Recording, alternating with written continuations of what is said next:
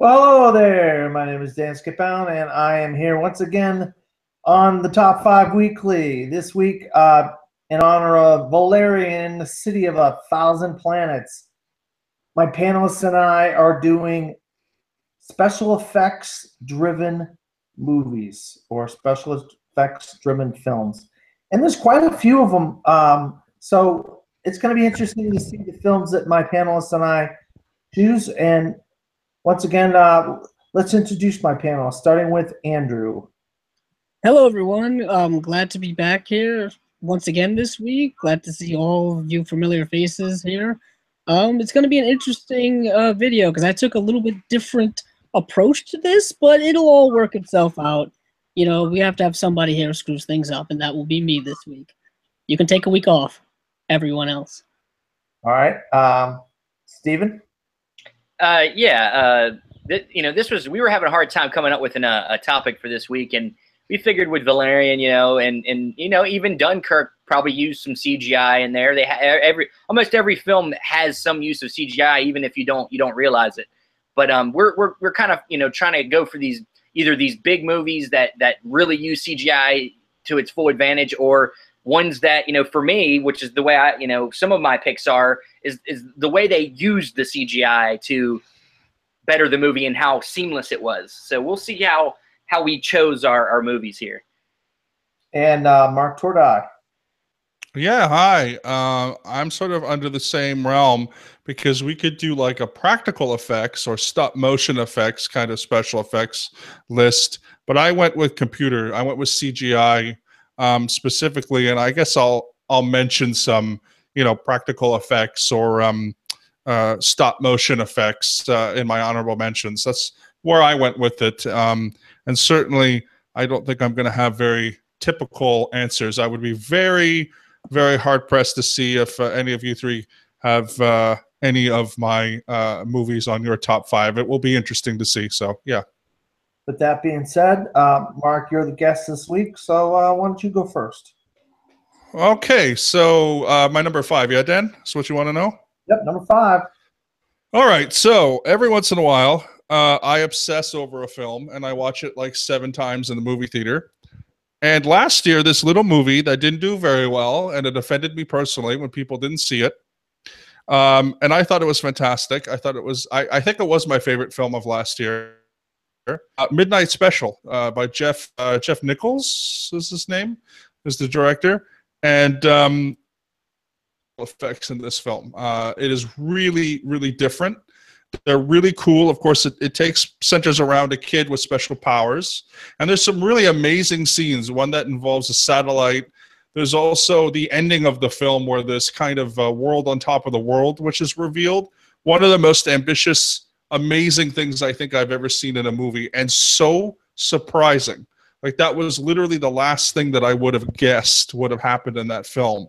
And just the blending of the worlds, the kid himself with his special powers, he's got this ability to make people see things and see into the future in different dimensions. It's absolutely incredible. So I really thought that the CGI and the other special effects, there's also a couple car chases and car scenes, I put at number 5. So yeah, I love the blending of everything that they did in that movie. It was very seamless and very, very ambitious as well. All right, good choice. Steven? My number 5, this movie came out not too long ago. It actually got nominated for Best Picture. It's got stunning special effects, especially for the budget that it was on, and that is District 9. I thought District 9 just had some fantastic alien effects. The whole movie, you see a spaceship just hovering over this city, and it looks great. This was a movie that was produced by Peter Jackson, directed by Neil Blomkamp, and this was his first movie, and he pulls it off fantastically. And the designs of the aliens, which were fully CGI, they just fit into this world. They don't look, to me, I think that they look like they fit into the real world. And of course, there's even, our main character played by Sharlto Copley is going through transformations. He's got the, he himself is starting to turn into one of these aliens. And I'm sure a lot of this is practical effects. A lot of this is makeup work. and stuff like that. But I'm sure they used some CGI on him as he was getting closer and closer to the end of his transformation. But yeah, the integrating of the aliens into the real world and all that stuff is great. And the ship just hovering there, it's all great CGI effects, really blends into it. And to me, you know, kind of a lot of what I love about when CGI is used the best is when you mix it with practical. I think that's the best way to use it. And I think they did that in this film really well. So yeah, my number 5 is District 9. All right, Andrew. My number 5 is a film all of you have heard of. It's a film we've discussed many times, and it's worth mentioning because I think it's just amazingly groundbreaking within the genre of just summer blockbusters and action movies, and it is Jurassic Park.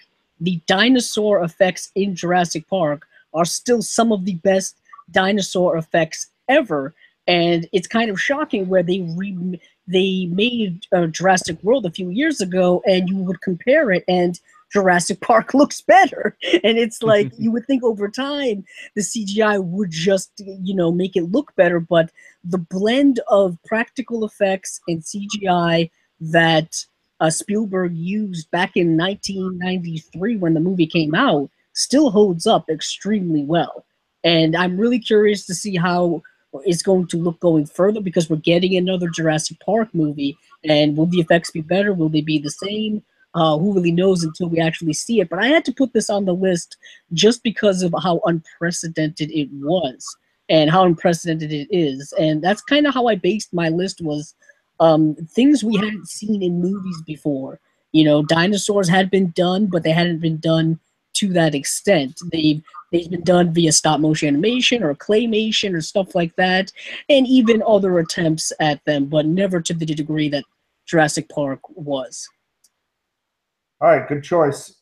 I was debating whether I should put Jurassic Park on my list, but I'm glad to see that you got it on your list, Andrew. My number 5 is a little film from a few years ago called Life of Pi. Life of Pi has some of the most amazing visual effects you'll ever see in a movie.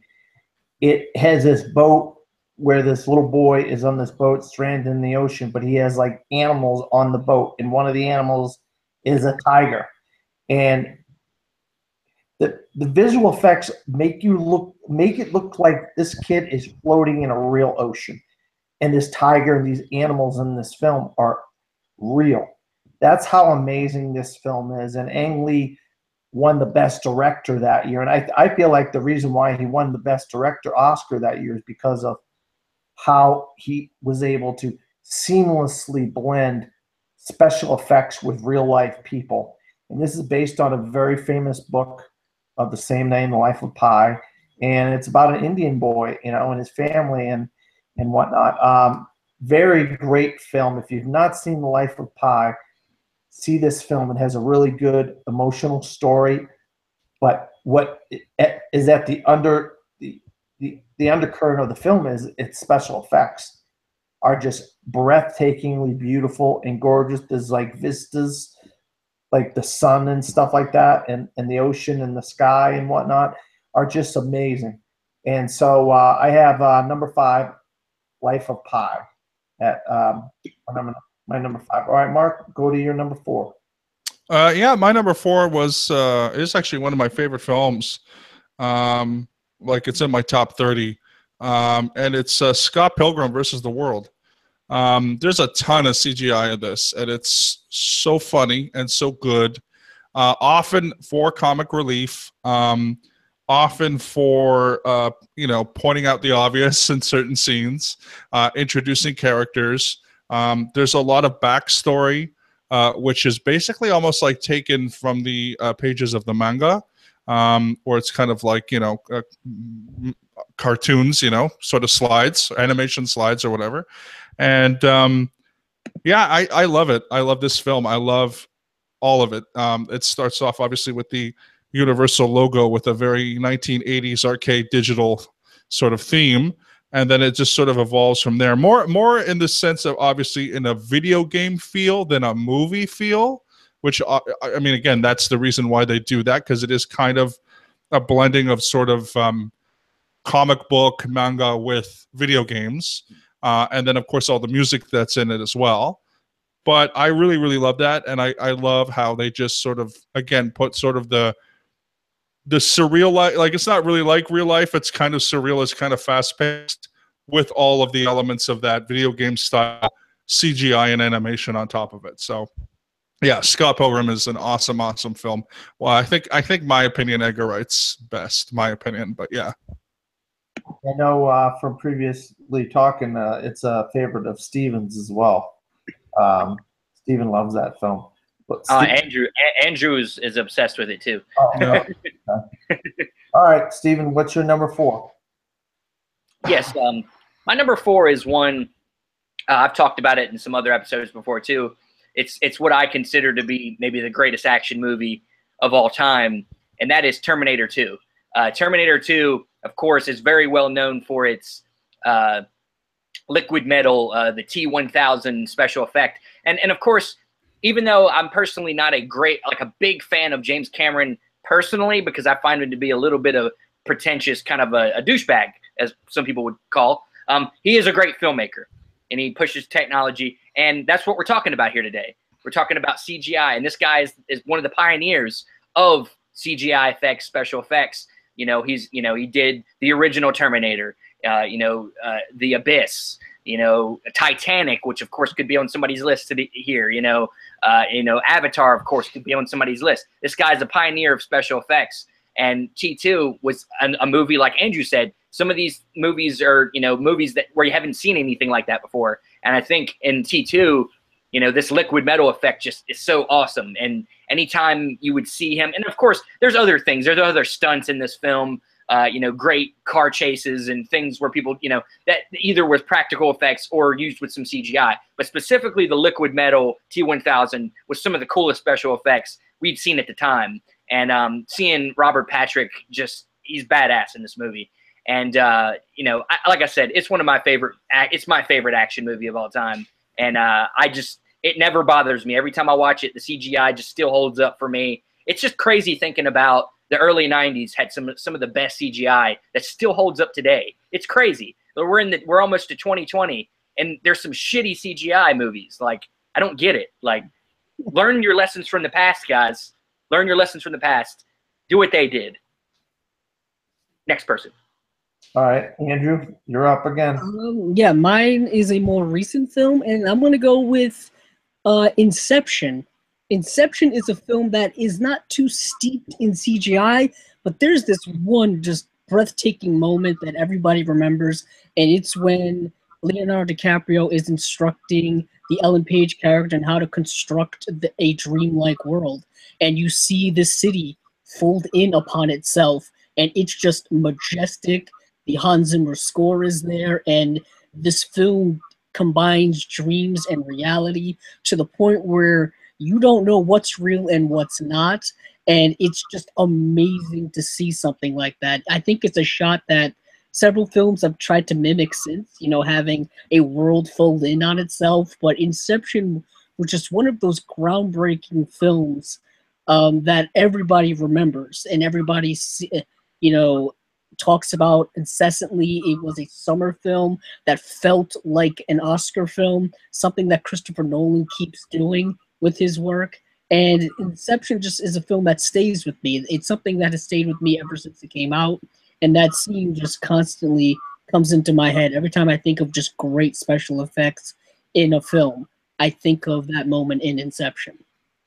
Yeah, Doctor Strange did that very well as well. That's what you're talking about. They tried to use that same special effect thing. My number 4 is another film that won its Best Director Oscar, and it's called Gravity. Now, Gravity, anything you see except for the people is not real. Literally, the entire film is CGI. You have all these like satellites breaking apart and all this stuff that's going on. That's all complete CGI. When you have vistas of the planet, that's all CGI. These guys basically did this entire movie on a green screen with green screen and green sets. and they were on cables and floating around and doing. Sandra Bullock was basically the only real thing next to the scenes that you see George Clooney in. That is it. The entire movie is fake. It doesn't exist except for the people. That's how amazing this film is, because it looks real. It looks like this is actually happening to these people, specifically Sandra Bullock. I don't even know if when she lands at the end of the movie, spoiler, if that's real or not. That could be a bunch of dirt on a green screen set for all we know. It looks like New Mexico or something like that, but you don't know if it's real or not. But Gravity, Alfonso Cuarón won the best director for that film, and he deserved it. This film was seamless, unbelievably how good it was.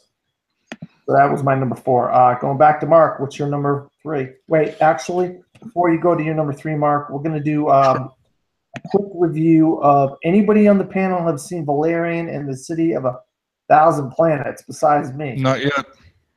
Wow. No, you are the lone horseman. Yeah, I decided to see Dunkirk. So. Everybody saw Dunkirk. Dunkirk too. You can go on my Dan Allen YouTube channel, and you can see my review of Dunkirk and Valerian of the City of a Thousand Planets. I'll tell you what, I absolutely love this film. It is a beautiful, beautiful film to look at. It is so breathtaking how they meld these different worlds where these different aliens come from, all on this giant space station.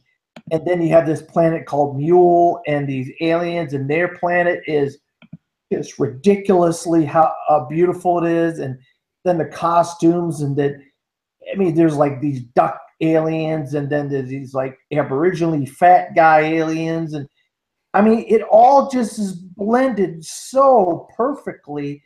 The thing is, there's a romance at the center of this film. And I believed in the romance. I believed in that you can still have a problem with the relationship, even if you're some space cop from the future. You know, the acting between Dane DeHaan and Cara Delevingne, I went into this film thinking, oh man, I'm not going to be really happy with these two. But they weren't bad at all. I really enjoyed Valerian and the City of a Thousand Planets. It has a really good message in it, and that's one of the good things about the film. But the special effects, the CGI, unbelievable. It's breathtaking how beautiful this film is. But the story is good, and it has a very, very deep message. I think everybody should go out and see it. All 3 of you guys should see that film before the weekend is out. All right, now we'll go back to Mark. All right, so my number 3 was a movie that I really, really love, and it is in my top 30, and it's actually my favorite film from this particular director, which nobody ever says. And that film would be Minority Report. It's actually my favorite Steven Spielberg film, and I say that, by the way, a little begrudgingly, because I love Jaws and I love Schindler's List. But Minority Report hit me at the right time, because I was in college when I saw it, and 2002, and so I was in like freshman year, sophomore year, whatever I was in college, and I was really blown away by the special effects. It's one of those hold up once every few years, and I think the vision of the future on Earth is kind of cool. They have a lot of CGI where, like, Tom Cruise is walking into a department store, and the advertisements are sort of selected, based on him. They're scanning their eyes. The way that the cars are and the freeways and things like that, the way that they sort of go across buildings is amazing. But 2 of my favorite ones, of course, are the computer panel that he uses to watch panel that he gets. Yeah, exactly, with his hands, and he's moving stuff, which is kind of something you can do now. There's sort of certain panels that you can that. But I really, really love the sonic shotgun, the sonic shotgun where they're in the car factory. I think that is an absolutely brilliant use of CGI, as well as practical effects in there as well, because they have real props. But futuristic movies, science fiction movies, and Minority Report to me was another one that blended this sort of fantasy future worlds but grounded it in the real world very, very well. It's something that we can look at and think it could possibly be the future in, I guess, 20 years or 30 years or whatever. Or at the time, maybe it was 40 or 50 years. But yeah, I love it. I think it's a fantastic movie, and I love the message. I love the story of the pre-crime stuff. Very important. And yeah, my number 3 again, Minority Report, which, as I said, very, very begrudgingly, it is my favorite Spielberg film. But I think it's also one of his most underrated. Yeah, Spielberg and Tom Cruise. That's one of those ones that's like right there, 8, 9, 10 on my list of top 10 Spielberg or top 10 Tom Cruise. It's just, it really is a good film. Steven, what's your number 3?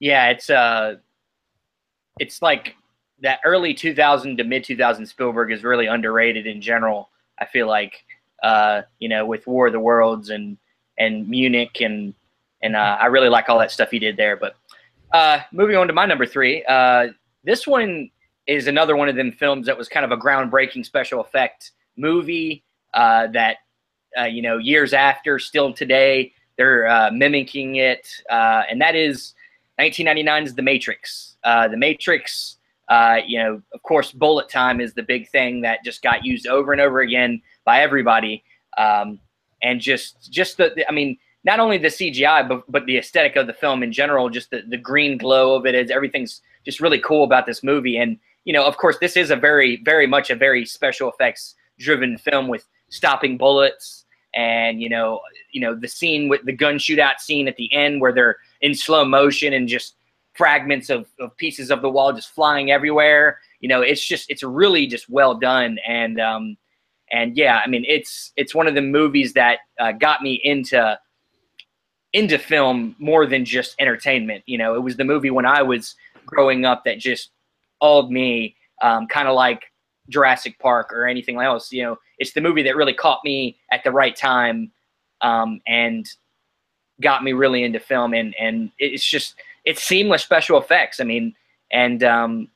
Yeah, I just love this movie more than just the thing is I don't even look at the movie as a special effects driven movie. That's how good the special effects are. It just seems like you're in this world and it works. And I think that's when CGI is used the best, is when you don't even think about the CGI. You just think that this is just a great film. And yeah, The Matrix is definitely one of my top films. It's my number 3. Andrew? My number 3 is a recent film.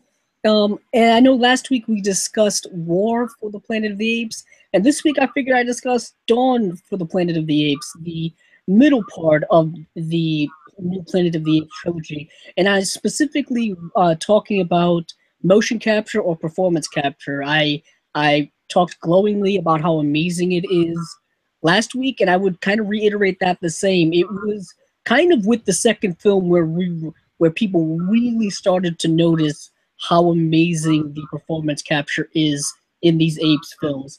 It was there in the first film, but I felt like it was the second film where it became more prominent and more perfected. I still think they are making even more strides to perfect it. But yeah, this is some of the best CGI I've ever seen put into film. Like, it looks like there are apes, gorillas, orangutans, whatever you want to call them, that they are talking, that they are emoting, that they are actual characters, actual almost human-like people. And it is amazing what they are able to accomplish in that.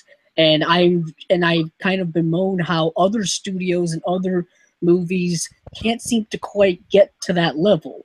They try to use the same technology, but it just doesn't quite look the same. It doesn't look as good. And I'm wondering if there's some secret formula that someone is hiding somewhere, or maybe it's just something in the DNA of someone like Andy Serkis.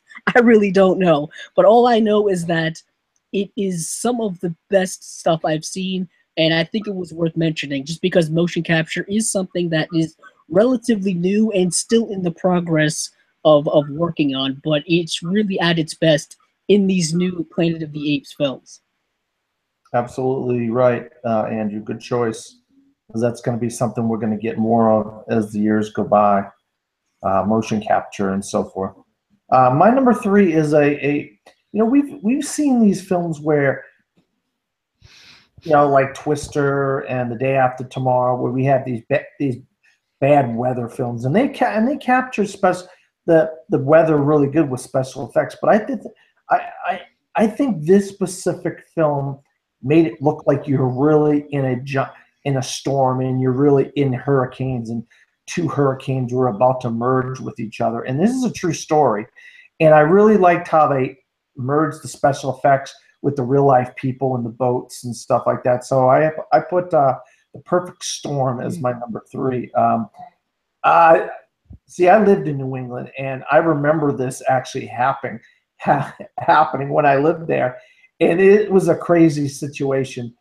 But the storms and the ocean and the weather and the waves and all that kind of stuff really look real. And that's what I really liked about this film is, where other films where they have bad weather, you could tell it's CGI. It's like The Day After Tomorrow, you could tell that's fake. And we got Geostorm coming out in another couple weeks or a month or whatever. That looks awful. The CGI looks awful with Geostorm. I mean, you could tell it's CGI. I mean, it's ridiculous. But this movie, you can't really tell.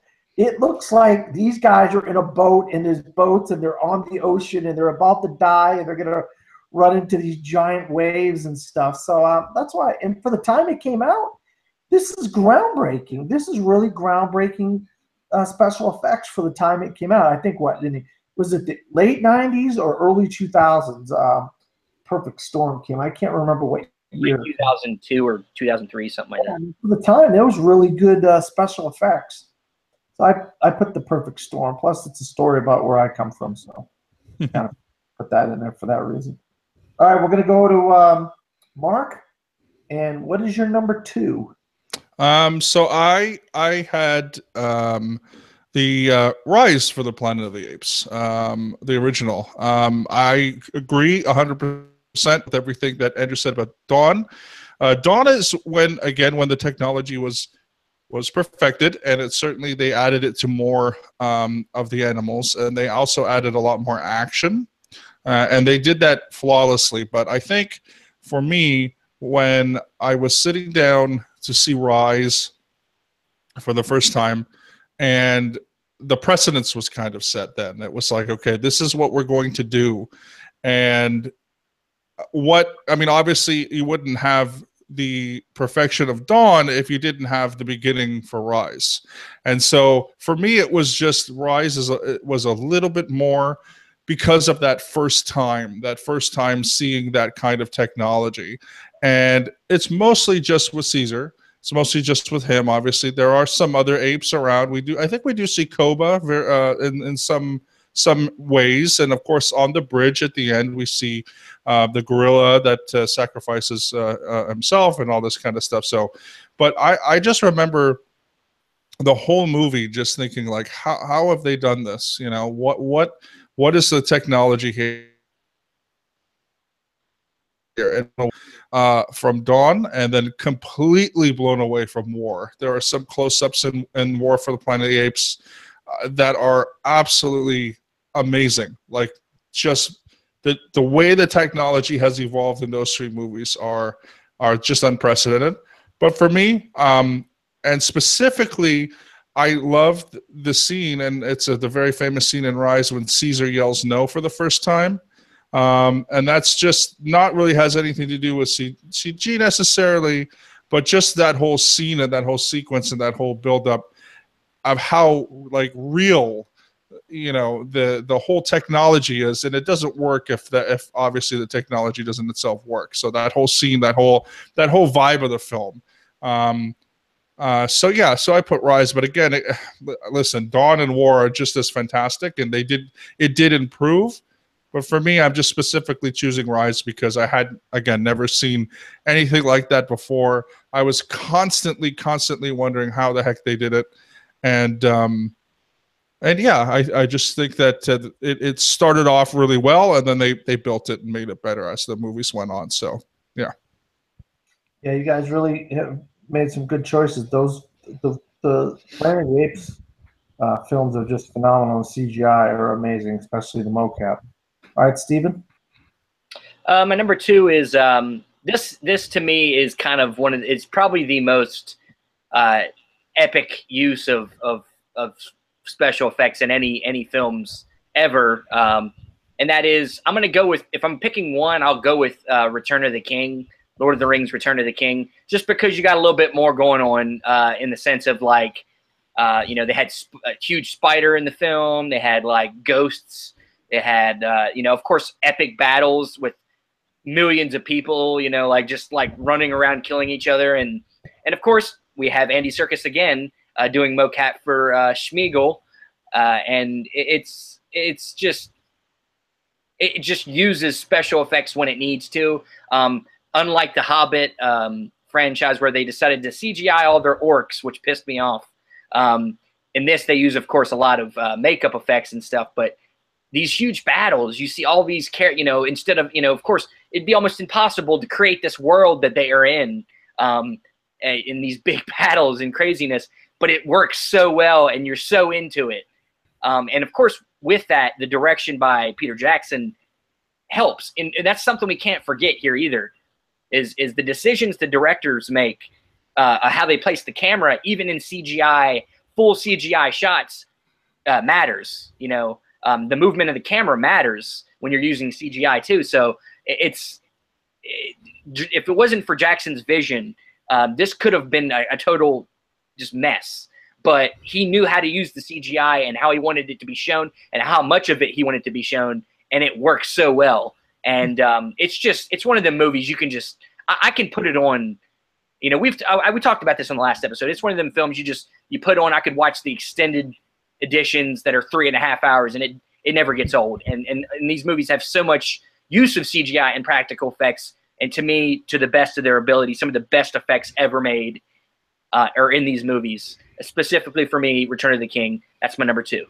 Yeah, I have it in my honorable mentions. I was really fighting with myself. I wanted to figure a way to get it in there, but I just couldn't do it 2 weeks in a row. All right, Andrew. My number two is a film that Steven already mentioned, and that is The Matrix. I was going to pretty much say everything that he said, but I'll just repeat it in much more easier terms or simpler terms. Bullet Time kind of changed the game when it came to action movies. Just kind of the slow-mo action and just the accentuation on extending action sequences like that was all kind of started in The Matrix. And it's been replicated so many times ever since.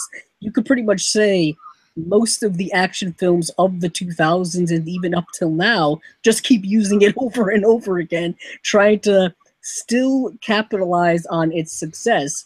And The Matrix is one of those action films, like, once again, is a groundbreaking film. We keep using that term over and over again, but there was a lot of groundbreaking, just computer-generated effects in the last 20 years or so, pretty much from 1990 up till now. There's been such a monstrous change in the way it's used and how good it looks and all that kind of stuff. And the Matrix was kind of capping off a decade of the 90s of just a change in action movies. And The Matrix was a film that blended philosophy and action and sci-fi and dystopia all into one, and it is truly unique. And I always tell people, you can watch that film just as itself and not part of a franchise at all. It is that good. You don't have to watch the sequels, and that film is beginning, middle, and end, and it's perfect in my opinion. It's perfect in everything it does. And it's one of those films that I always recommend to everyone who wants to watch just great film. Just great film, great execution. I mean, this is kind of the film that made Keanu Reeves a bigger action star, certainly put his name higher than it already was. He had done movies before in Point Break and Speed and stuff like that, but this is the one he's known for the most. When people see Keanu, they synonymously remember him as being Neo from The Matrix. You know what I mean? The same thing with Lawrence Fishburne. You know, he's Morpheus with the glasses, choosing the blue pill or the red pill. How many times is this parodied in pop culture? I mean, just countless times. And so that's why I had to mention The Matrix. It's something that was just unprecedented at the time, and it's still showing an effect on the way movies are made now. Yeah. Good choice. As far as both of you guys have the Matrix films in your top five. Once again I struggled. I wanted to put the Matrix in mine. You only have 5 spots, and it was hard for me to choose from all the films that I could have chose from, and so I had the Matrix in my honorable mentions, as well as Lord of the Rings: Return of the King. You guys are picking some good ones. So my number 2 is a little film with cars that transform into robots. It's called Transformers. No. No. Oh God. The first Transformers was a good movie. Was it now? I liked it a lot, as a matter of fact. I liked it a lot. And I think Steve is gone. Oh, get back here, Steve. No, I mean, I really liked Transformers, the first movie. And it was seamless, absolutely seamless, how the Transformers are melded into a neighborhood, this neighborhood, this house, and whatnot. These people and the robots transforming from the cars into the robots is amazing how they do that. And then some of the fighting scenes. Obviously, the Transformers 2 through 5 aren't good movies, but the first one's actually a decent movie. I'll put it to the test with anybody. I believe Transformers is a really good movie. Shia LaBeouf was really good in it. I thought the whole dynamic with Bumblebee and Optimus Prime and all that stuff is great. But the CGI is what we're talking about here. Whether you like the story of the Transformers movies or whatever, doesn't matter. It's the CGI. The special effects are phenomenal. And the robots are seamless. They are seamless into the background of this movie. If you didn't know that they were fake, you would not know that they were not real. They are so realistic in this film. It's amazing. I mean, Optimus Prime looks like he is a real life character in the movie, but he's not. He's actually a fake character. So that's why I put Transformers. Whether you like the movies or not, the CGI definitely stands up as some of the best in any movie to date, in my opinion. So something's going on with Andrew. I don't know what it is. Exactly. I'm back. I couldn't hear you talk about Transformers anymore. But it's a good movie. I don't get it. I don't know how you guys don't like Transformers. I'll say this. It's not that I have fun. I can watch that movie. I've told you before. That's the only one that I can watch. But I couldn't put it on my list as best CGI driven movies. What? Well, look at the robots. They're seamless in the scenes. No. Seamless. Yeah. I'll say it's the best. It's probably the best out of all of them. Before the CGI became just them mashing robot parts together. And I mean, it's amazing. If you didn't know that they weren't real, they look real. They look like they belong in the scenes with real people and real stuff. It's amazing. And then the transforming from the robots into the cars is amazing. How they do that. I mean, these are very good special effects driven films. Specifically, Transformers is the best of all of them. But all right, I guess these guys didn't agree with me on that one. No, we didn't. Mark, what's your number 1?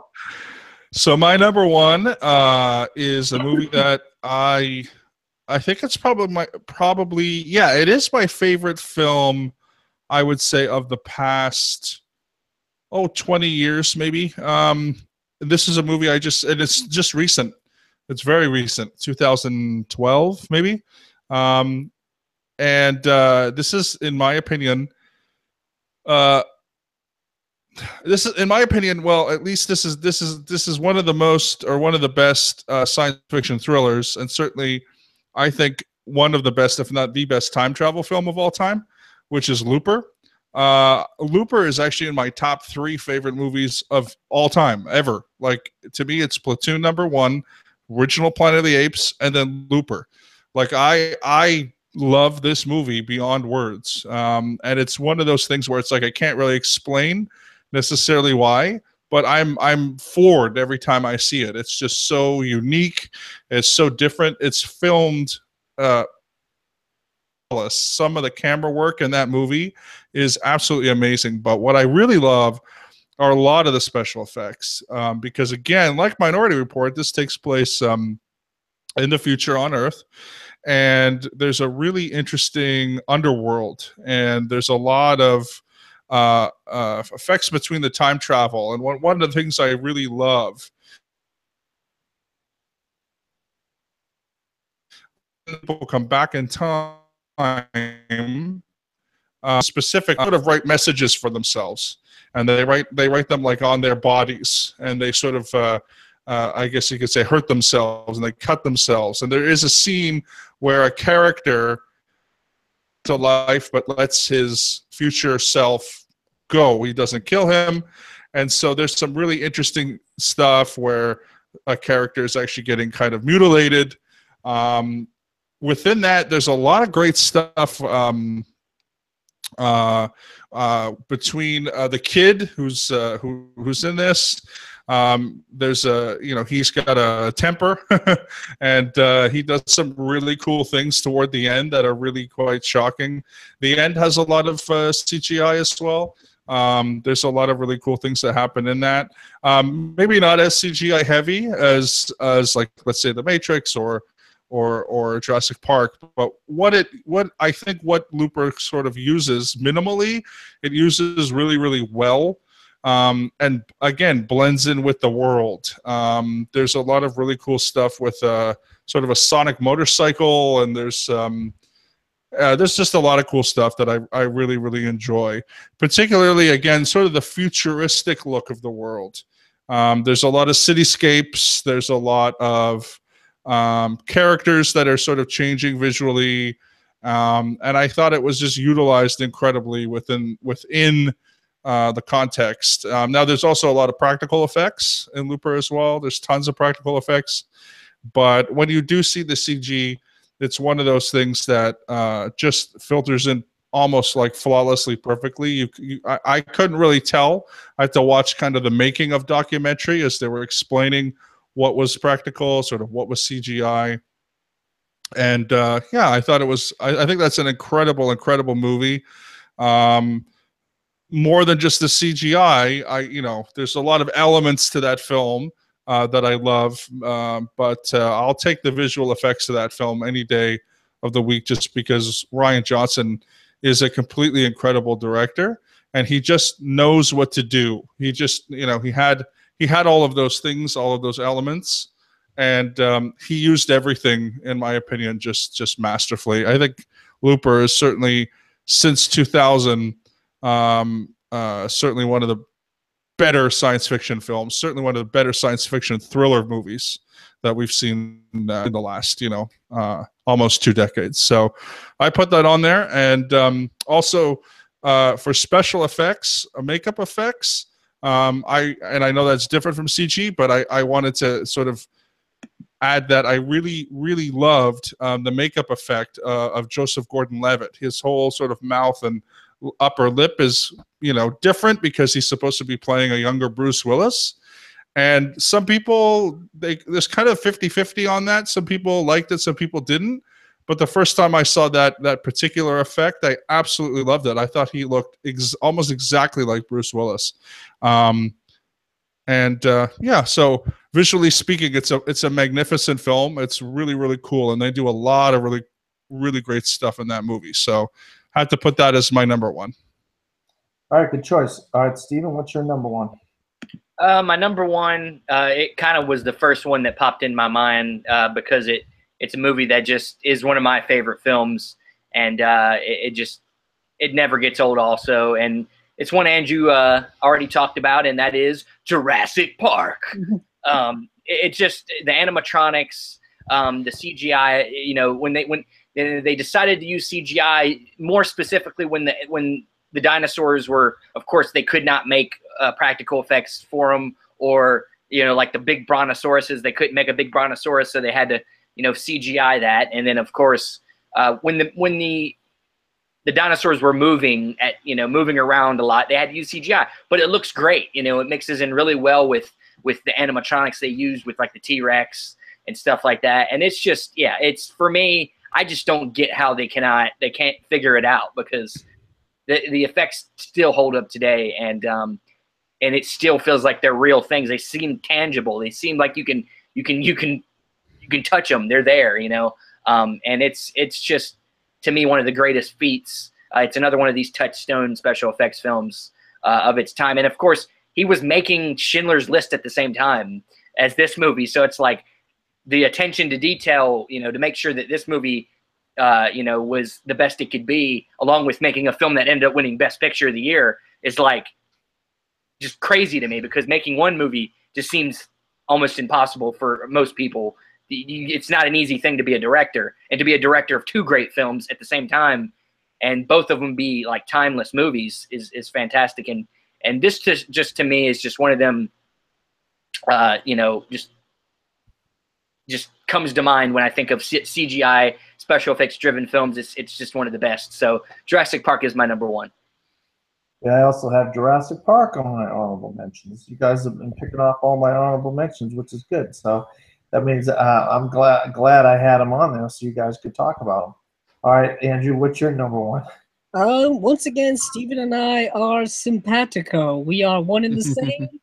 Sometimes I think I'm Steven from another dimension, but that's a whole different sci-fi story for another time. But my number one is Steven's number two, and that is Return of the King, Lord of the Rings, Return of the King. Specifically, the Battle of Pelennor Fields, which is the big, gigantic battle of the film. It's not quite the climactic event of the film, but it's pretty high up there. And the reason why I love it so much is because it shows what Peter Jackson did so well with the Lord of the Rings and what he didn't do with the Hobbit films. He basically used CGI to bolster the practical effects. He would blend them both together. He would get, hundreds of people in makeup on horseback with, prop weapons and armor and stuff like that. But then he would use CGI to make it look like it's 10 or 11,000 people there. So he would use it to supplement the practical effects, while in A Hobbit, he looks like he did the reverse. Is he used CGI and then practical to supplement the CGI. That's why it didn't look quite the same.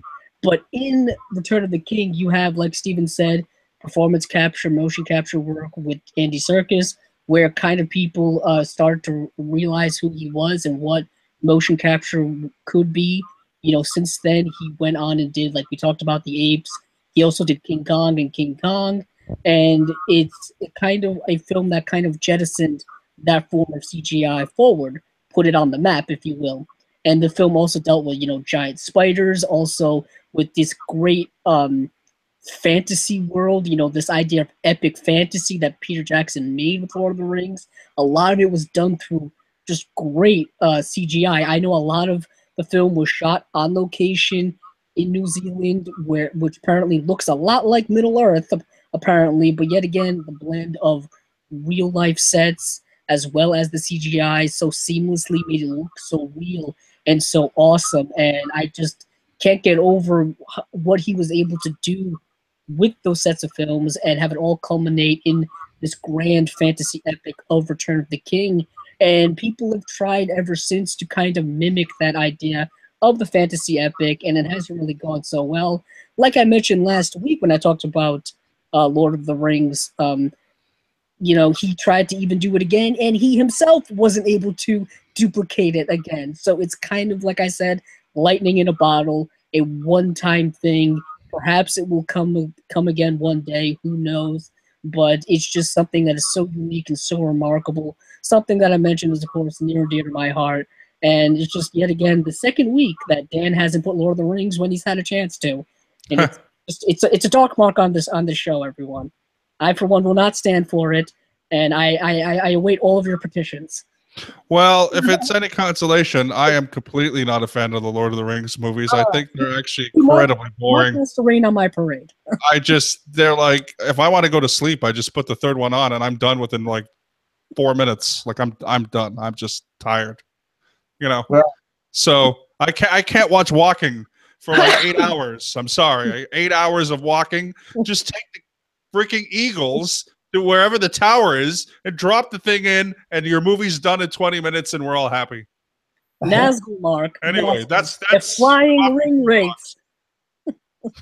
Yeah. I mean, I love the Lord of the Rings. I don't want anybody to ever think that I don't love those films. I absolutely love those films. It's just, for whatever reason, the topics that we had, trilogies and now special effects driven films, I just couldn't fit it in my top 5. But you know, something that Andrew just said on my number 1, somebody that actually has time and again created some of the most amazing visual effects and creating technology to further the special effects in his movies is a gentleman by the name of James Cameron. And James Cameron, obviously Stephen has talked about T2, a phenomenal film on my honorable mentions. He brought up Titanic, how they were able to put all that together to make a Best Picture winner, and all the boat and the sinking and the giant gimbal, which that's practical, but there's so many great things in Titanic to make those scenes seamless. But a film that even surpasses those 2 films, in a film that came very, very close to winning Best Picture. I know Lord of the Rings: Return of the King won Best Picture, but this is probably the best special effects in any movie throughout history. This blends some of the most beautiful special effects and seamless acting and mocap and visual effects and you name it, and that is Avatar. Avatar is clearly the best special effects driven film in the history of movies, in my opinion. It is breathtaking how James Cameron was able to come up with the technology to do all this stuff and put the people and put the CGI and put the mocap and put everything and blend it seamlessly together. I know people think, well, it's a remake of Fern Gully or Dances with Wolves. Who cares? What difference does it make? The film is a beautiful film. It's a good film. It's a really, I dare say, great film. And it's the number 1 greatest box office film of all time. There's a reason for that. People went back time and again to watch this visual spectacle that is on the screen, whether it be with their 3D glasses or what. They were awed by what they were looking at on the screen. And that's why it was the clear-cut number 1 film, special effects driven movie. And I believe it's the number 1 special effects driven movie of all time. It's an amazing, amazing film. If you don't like it, that's fine. I can't make people like it. And we all have different choices on our list. We all have different picks. That's why I have so many different people on here that have different diversified opinions and so forth. But obviously, from the looks of these guys, they do not agree that Avatar is number 1. But I apologize that you don't agree. Maybe you guys have some honorable mentions you would like to mention. Mark? Yeah, sure. So I think for practical effects, the 1980s did a lot of amazing practical effects. 2 movies that I really love. One is Repo Man. Repo Man has some really amazing effects with there's an alien in the trunk of a car. It's the greatest premise of a movie you'll ever hear in your life. So go out and watch it. But there's an alien in the trunk of a 1967 Chevy Malibu. And when you open the trunk, the alien ends up incinerating a bunch of people. And it's really cool. And of course, in the end, there's a thing that happens that's really cool. But the number one, to me, the number one best use of practical effects, I think, in film history is John Carpenter's The Thing. It is so terrifying, that monster. It's slow motion. It's practical. It's a lot of paper mache. But the way that they utilized that mimicking monster, that sort of a simulation monster, and that whole film is unbelievable. And it's at the epicenter of that is the use of practical effects and that monster growing and taking over people. It is so unbelievably amazing. So those two are my honorable mentions. You mentioned a lot, though. The Matrix, I love. Watched that in the theater when I was 16 years old. Blew my mind. T2 is an incredible movie. I've also got Death Becomes Her. Do you guys remember that movie with Meryl Streep and Goldie Hawn? That actually is a really incredible movie for the time. And for the CG effects, they're a little bit out of date, of course, a tad, but not by much, really. And that was very early '90s, and that's a really interesting movie. And I'm trying to see if I have anything else. I don't think I do. Jurassic Park, of course. I remember that movie very well. I think I was 10 years old when I saw it in the theater, and that was again one of those moments where when you see the dinosaurs for the first time, score kicks in. Absolutely amazing. So those are just some of mine. Yeah. All right, Steven, do you have any? Yeah, I mean, obviously some of the ones that you guys mentioned that I didn't. One big one, the Jungle Book, the recent Jungle Book film, blended a lot, mostly CGI with a real person. It kind of in the opposite way that we've talked about a lot of other films where, mostly live action mixed in with some CGI. This was kind of the other way around, where most of it was CGI, and we had very limited amount of real things. So that was just a kind of a big leap forward. And of course, Jon Favreau, who made that, is now making the new Lion King film, and it's supposed to be fully CGI. So we'll see how that goes. But yeah, that's kind of one of the main ones that I didn't put on my list. That and if we're going technically with CGI, I mean, I guess this probably doesn't count, but Toy Story is the first CGI animated movie, that's fully, generated that way, and it's amazing for animation. And some of the Pixar films look real now. Some of these new Pixar films almost look real, like they could be, like the most recent Cars film looked really good, And I don't like the dinosaur one that they did, but it looked really, really good. The effects and everything. So it's even some of these animated films are starting to look like real life now. So yeah, I mean, it's getting to a point where you can only get so much better with these effects, and it's about how much time and care you put into it over or I guess money that you have, So it's about what matters for the movie, and hopefully some of these movies will either not use it and try to go a different route, or just put the money into it to make it the best it can be. Andrew, do you have any? Yeah, there are. I mean, we could go on this for days, but there are so many. A lot of what you guys have already said, particularly Life of Pi, which is really sad because the company that did those CGI effects went out of business seemingly right after that film came out and had all of its success. I remember at the Oscars they were saying, keep the CGI effects house open and stuff like that. But a lot of the other films that you guys mentioned, T2, of course, also the Pixar films, and of course there are two kind of major people I associate when it comes to visual effects, and that is Willis O'Brien and Ray Harryhausen, because they are kind of two pioneers of really giving us not quite CGI yet, but utilizing stop motion animation, which they would then kind of branch off of that, and that's when we get to the CGI. Willis O'Brien did the effects for the original King Kong, which I still think actually amazingly hold up well today, all the way back from the 1930s.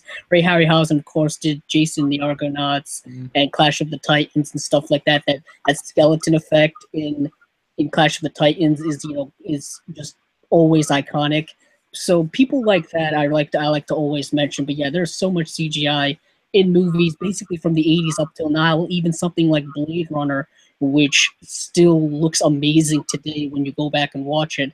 And that's another one that's that is CGI heavy. I can't wait for the new film where we get all of our new technology we have today. We can place it in a film made today. So it's going to be very cool to see that. Pretty much, you guys mentioned most of mine. I got a couple though, where it's mostly people in real life, but they add a special effect to it, and that's The Curious Case of Benjamin Button, where they had this de-aging technology on Brad Pitt, where he's 80 years old as a baby, and he gradually grows younger throughout the years. There's a really interesting effect that they do throughout the film, and it's a really good film. And then also Forrest Gump, where they put Forrest Gump in these real-life historical like scenarios, like he meets presidents and he does all these different things, and this is all special effects that they do with this. So obviously we know, that this Forrest Gump isn't a real story. It's not a real life person or anything like that. So it's kind of fun to see how they put all the different places that they put Forrest Gump throughout the film. It's kind of interesting, and they use CGI for that. So I just want to say thank you to my panelists. Mark, where can you be found? You can watch me not watching Forrest Gump because it's a terrible movie. You can follow me at Mark Tordai, MarkTordai. Tweet at me if you love Forrest Gump. And I am going to be, in just less than a month from now, back on YouTube with my friend Gordon. We took a hiatus from our film review site, but we're now going to be living in the same town, and we'll be able to put a lot of content out there. So please follow me both on Twitter and Instagram, again, at Mark Tordai, MarkTordai.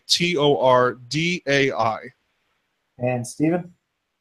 You can find me on the city, the rooftops of cities, saving people from fucking prostitutes. And, just kidding. You can find me, Stephen Billings, YouTube, Film Club Central.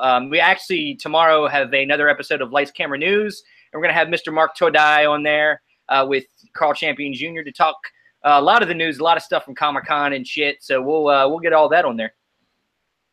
And Andrew? You can find me on Twitter at Cabzilla06, as well as my YouTube channel, Cabzilla Productions. And you can always find me at Dan Cabral on Facebook, Twitter, Instagram, and Pinterest. I also have a podcast called The Best Damn Movie Show with my co-host Vinny Laspada. I also do a series of videos called 52 Must-See Movies and Why They Matter. These three gentlemen have been on numerous episodes. I just posted the White Heat episode the other day, so if you want to go watch us talk about essential movies and these classic movies and why they're essential for everybody to see based on the book by Robert Osborne, then that's a series that we're doing. And also every week I do the top 5 weekly. You can always go back and see some of the older episodes. All right, so for Andrew, Stephen, and Mark, good night.